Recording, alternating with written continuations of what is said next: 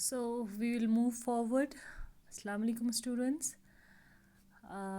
Now आज जो हम बात करेंगे वो हम डिफरेंसेस और सिमिलैरिटीज़ के बारे में बात करेंगे और जो हमारी डिफरेंसेस होती हैं वो कैसे सोशल डिविजन्स क्रिएट कर सकती हैं. नॉर्मली जो लोग होते हैं वो डिवाइडेड हो सकते हैं on the basis of gender. They tend to be either male or female और on the basis of their physical appearance. वो कोई लंबा होता है, कोई छोटा होता है, या अलग अलग जो फिज़िकल एबिलिटीज़ या डिसेबिलिटीज़ होती है तो उसके ऊपर बेस्ड हमारी सिमिलैरिटीज़ और डिफरेंसेस होते हैं. नॉर्मली ये जो डिफरेंसेस हैं चाहे हमारी कल्चर की हो या रिलीजन की हो या रीजन की हो, वो हम चूज़ नहीं करते. That is based on the accident of birth. लेकिन कुछ ऐसी चीज़ें होती हैं, कुछ ऐसे डिफरेंसेस होती हैं जो हमारी चॉइस पे बेस्ड होती हैं.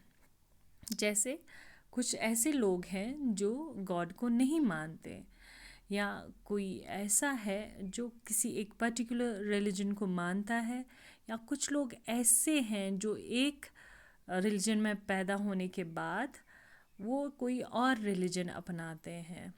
तो ये या कभी कभार आपने देखा होगा, मतलब मोस्टली जो स्टूडेंट्स हैं वो अपनी स्ट्रीम्स चुनते हैं, चाहे वो साइंस स्ट्रीम हो, कॉमर्स स्ट्रीम हो, आर्ट्स स्ट्रीम हो, या जो प्रोफेशंस हम लेते हैं वो उनमें हम अपनी चॉइस हम चूज़ कर लेते हैं और उसके ऊपर बेस्ड हमारा सोशल ग्रुप होता है. तो ये ऐसी चॉइसेस हैं जो हम चूज़ करते हैं और हम किसी एक पर्टिकुलर ग्रुप का हिस्सा होते हैं.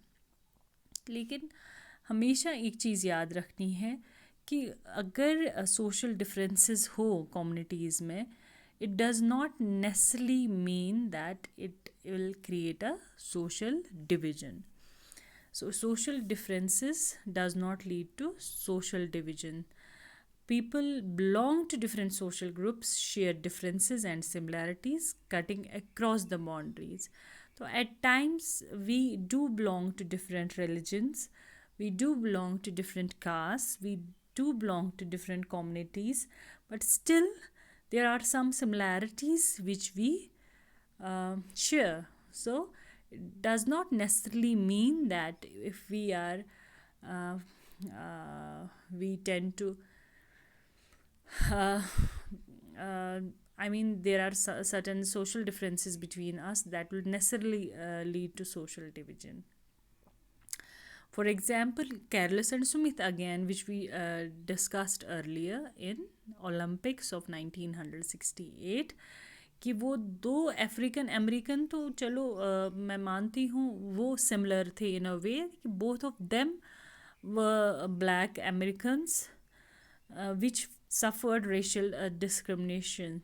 But Norman was an Australian white man, but still he just got to stand with them. वो उस ग्रुप का हिस्सा बना, उस सोशल ग्रुप का, उस एथलीट ग्रुप का जो कि रेशियल डिस्क्रिमिनेशन के अगेंस्ट था. So people belong to same community or religion but still they felt different. At times people belonging to same community or same religion, they feel different because of maybe because of the resources they have. At times you might have seen that people belonging to same family, they don't have close relations with each other because of the maybe resources they have, because maybe they belong to two different classes. Suppose one is rich and one is poor. So we all have more than one identity and can belong to more than one social group. So social divisions takes when some social difference overlaps with each other.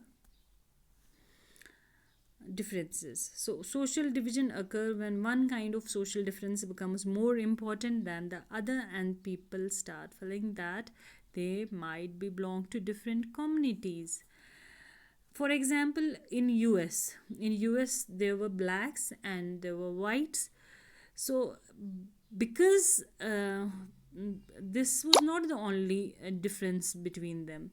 The another difference was that blacks were poor and homeless mostly, and that's why they were discriminated against. So when there is more than two two or more than two differences, these are called overlapping differences. So these tend to create social divisions. तो कभी कभार क्या होता है, suppose blacks जो America के होते वो भी रिच और पुअर होते, मतलब वो या इंडिया की बात करें, यहाँ पे दलित जो हैं वो मोस्टली पुअर है, मतलब उनके पास लैंड नहीं होता, तो वो लो कास्ट को बिलोंग करते हैं क्योंकि उनमें ये सारी चीज़ें हैं. अगर दलित्स खाली लोअर कास्ट लोग होते और अमीर होते, मे बी उनके साथ जो जितना ये भेदभाव हो रहा है, जितना सोशल डिवीजन क्रिएट हुआ है मतलब हायर कास्ट में और दलित्स में, इतना नहीं होता. तो जब डिफरेंसेस ओवरलैप कर जाती है, जब एक से ज़्यादा डिफरेंसेस लोगों में आ जाते हैं, तो it leads to the social division and tension between them. So it means that groups that share common interests on one issue is likely to be different side on different issues. And what is cross-cutting? Cross-cutting differences are easier to accommodate. For example, I'll give you example of Northern Ireland and Netherlands. Both are predominantly Christian but divided into two groups, Catholic and Protestants. तो northern Ireland और Netherlands ये दोनों ही Christian countries है, दोनों में ही Christians रहते हैं, लेकिन और दोनों ही कंट्रीज़ में दो तबके रहते हैं, एक तो कैथोलिक और एक प्रोटेस्टेंट्स. लेकिन नीदरलैंड्स में क्या है, वहाँ पे क्लास और religion tend to cut across each other. मतलब इसका मतलब हो गया नीदरलैंड में कैथोलिक्स और प्रोटेस्टेंट्स दोनों ही, मतलब दोनों का ये नहीं है कि कोई एक पर्टिकुलर जो क्लास है कैथोलिक्स या प्रोटेस्टेंट्स की वो रिच है या पुअर है. दोनों ही रिच या पुअर हो सकते हैं, ठीक है. लेकिन नॉर्दर्न आयरलैंड्स में क्या है, नॉर्दर्न आयरलैंड में क्लास और रिलीजन ओवरलैप करता है. यहाँ पे जो कैथोलिक्स है वो पुअर है, उन्होंने हिस्ट्री ऑफ डिस्क्रिमिनेशन सफ़र की है. This resulted in the Catholics and Protestants conflicts in northern Ireland. तो नीदरलैंड्स में भी यही दो तबके हैं और नॉर्दर्न आयरलैंड में भी यही दो तबके हैं. लेकिन नीदरलैंड्स में प्रोटेस्टेंट्स और कैथोलिक्स क्योंकि डिवाइडेड नहीं है रिच और पुअर के बेसिस पे, इसलिए वहाँ पे क्रॉस कटिंग डिफरेंसेस होती हैं और उन दो तबकों में कोई लड़ाई नहीं होती. लेकिन नॉर्दर्न आयरलैंड में क्योंकि कैथोलिक्स पुअर है और प्रोटेस्टेंट्स अमीर है और कैथोलिक्स ने एक हिस्ट्री रही है उनकी डिस्क्रिमिनेशन की, तो इसकी वजह से उनमें कॉन्फ्लिक्ट है. So, do the social division in a country depend upon its size? No, it does not depend on size. At times, a very vast country like India or very small country like Belgium can have many communities. So, more in some countries, migrants bring their own culture and tend to form a different society. जैसे migrants आते हैं, वो अपने अपने cultures अपने अपने countries से लेके आते हैं और वो एक डिफरेंट सोसाइटी बन जाती है. और ज़्यादातर कंट्रीज जो है दुनिया की इस टाइम पे वो मल्टी कल्चरल सोसाइटीज़ हैं.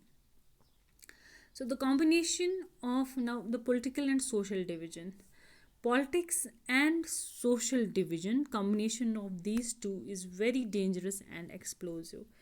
सो बेसिकली कभी कभार क्या होता है, पॉलिटिशियंस जो हैं ये क्या करते हैं, ये अपने फ़ायदे के लिए लोगों की जो सोशल डिफरेंसेस होती है उनको सोशल डिवीज़न बना देते हैं, उनको आपस में भिड़वा के उनकी कॉन्फ्लिक्ट का उनकी लड़ाई का या कॉन्फ्लिक्ट का फ़ायदा उठा के मतलब क्या करते हैं, वोट्स की पॉलिटिक्स करते हैं, लोगों को आपस में अलग अलग कम्युनिटीज़ को लड़वा के फिर किसी एक कम्युनिटी का फेवर करके उनके वोट हासिल करती है।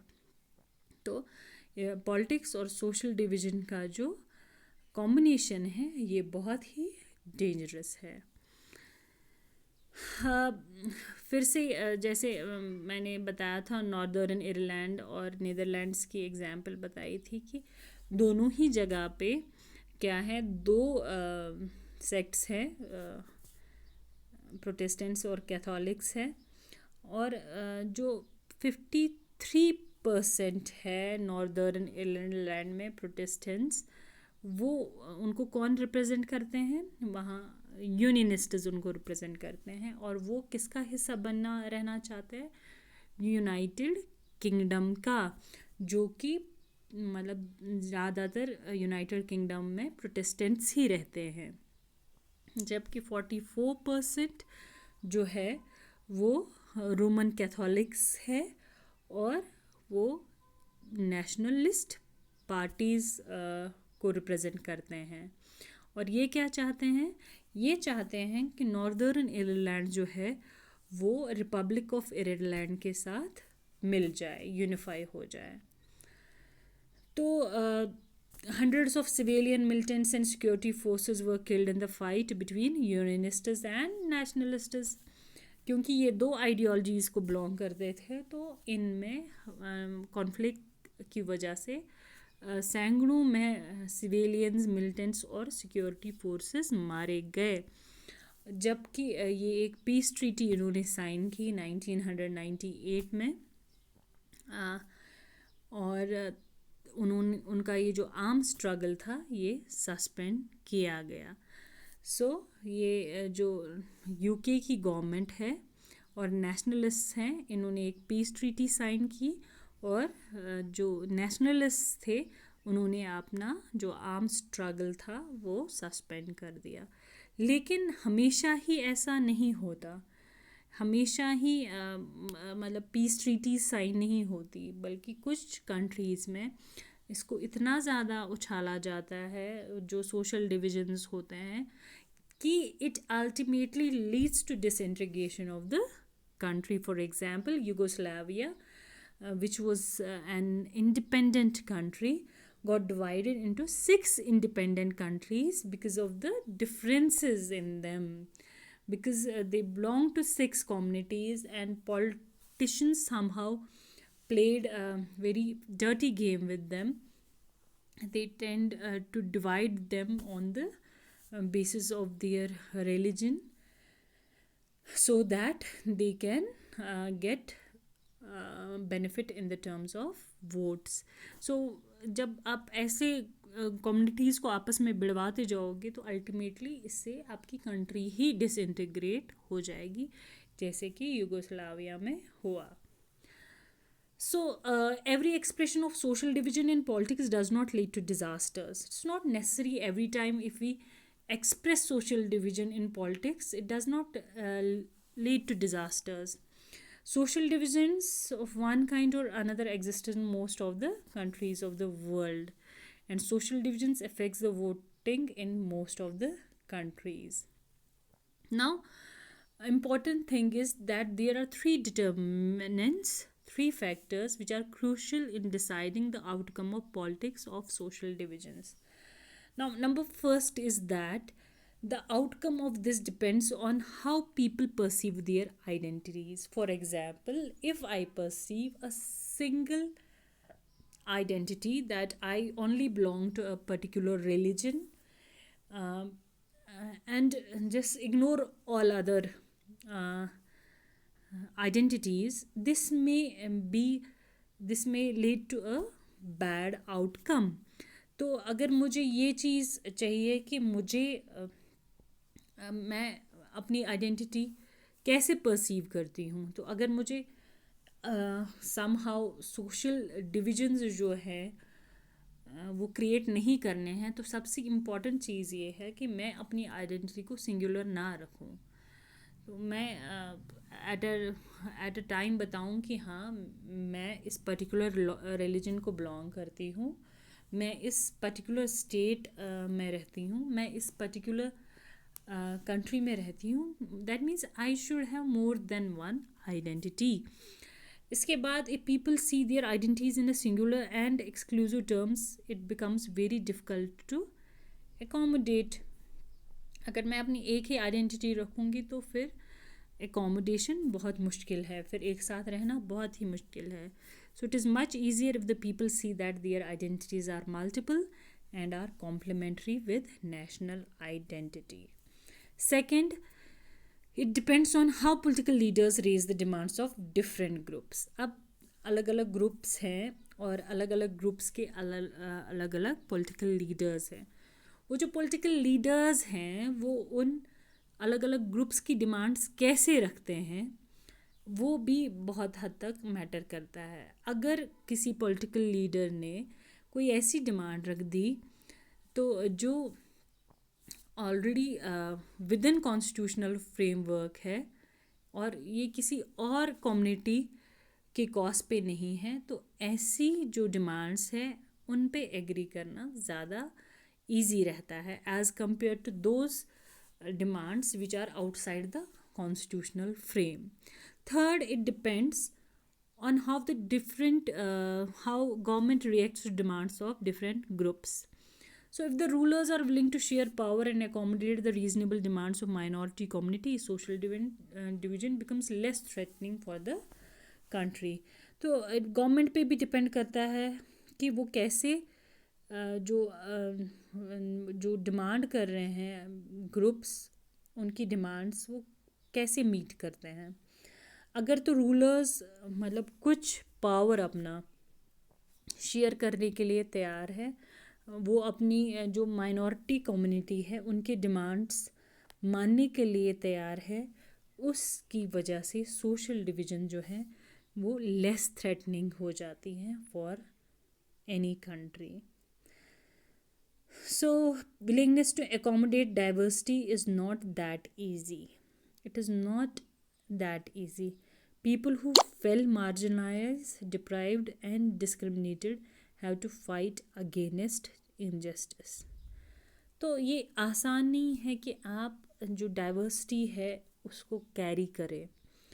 तो लोग जो मार्जिनलाइज्ड या जिनको ये लगता है कि उनके साथ कहीं ना कहीं नाइंसाफ़ी हो रही है, उनके साथ डिस्क्रिमिनेशन हो रहा है, तो उनको आप इस चीज़ से कैसे निकालेंगे. Such a fight often takes the democratic path, voicing their demands in a peaceful and constitutional manner and seeking a fair position through election. So normally मतलब डेमोक्रेटिक वे क्या है. अगर आप की अलग सोच है, अगर अलग डिमांड्स हैं, अगर आपके ख़यालात अलग है, अगर आपकी मतलब चीज़ों को आप परसीव अलग तरीके से करते हो, तो नॉर्मली आपको there should be a peaceful way, a constitutional way in which you should try to seek a position. And then willingness to accommodate diversity is not easy. The struggle against such inequalities sometimes takes the path of violence. Now अगर आप लोगों की जायज़ demands नहीं सुनोगे, it may lead to the path of violence. However, history shows that the democracy is the best way to fight for recognition and accommodation of diversity. लेकिन ये देखा गया है हिस्ट्री में कि डेमोक्रेसी ही है बेस्ट वे जहाँ पे आप अलग अलग लोगों को accommodate कर सकते हो. It's the best way for the accommodation of diversity. Thank you and have a nice day.